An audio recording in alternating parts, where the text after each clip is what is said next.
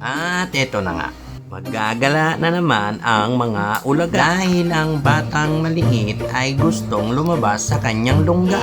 Inip nga daw kasi siya dahil nga lagi na lang siyang nasa kanyang lungga. Ay pupuntahan lang kami dito sa Dasma Bayan kung saan ay maganda rin siyang spot para pagtambayan. Dahil totoo naman na nakakainip nga naman sa aming kuweba. Is na magmukmo kaya eto ipasyal na lang natin dahil bibihira lang naman mangyayari to sa buhay natin. Para mabawas-bawasan din ang ating masyadong iniisip sa buhay. Ito samahan nyo kami at kami maggagala na lang dito sa bayan ng Dasma at ang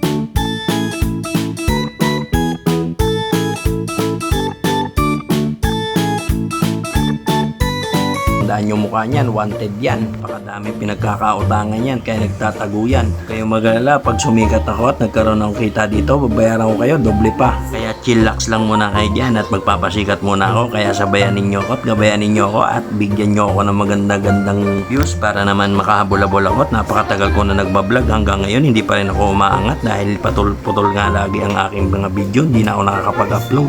Paano ka ba naman makakapag-upload? Wala ka naman pang video, ngayon meron na. Sunod-sunod na to at lagi na ako mag-iisip kung anong gagawin ko, kung anong content may ilalagay ko dito. Sa ngayon, ito lang muna habang ginagamay ko ang pag-i-edit, kaya samahan nyo ko sa lahat ng gala na pupuntahan natin. At ito nga to, uwi na kami dahil anong oras na rin at mga ilang oras na rin at kami tutulog na, kaya let's go!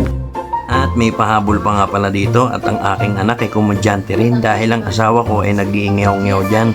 Maraming sinasabi sa akin. Ngayon ay gagawin niya at gagayahin niya kung ano sinasabi ng nanay niya dahil nga nagbubunga nga na sa akin. Ito at subaybayan ninyo kung ano nung pagsasabihin niyan. Tinan mo at tingnan nyo ang bukang bibig ng bata na yan. Napakakulit.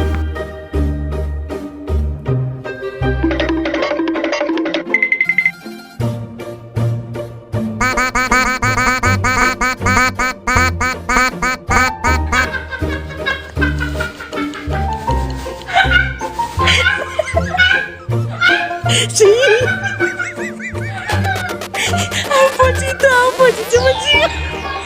At dito nga pala sa part na to ay kami pauwi na at bibili lang kami ng aming makakain at aming mapuputri-puli sa bahay dahil anong oras na at magugutom na naman yan pagdating sa bahay. Kaya ngayon, eto na at uuwi na kami at bibili lang kami ng mga bagay-bagay na yan. Kaya maraming salamat sa inyo sa lahat ng support at views na ginagawa ninyo. Pakishare na rin po at like.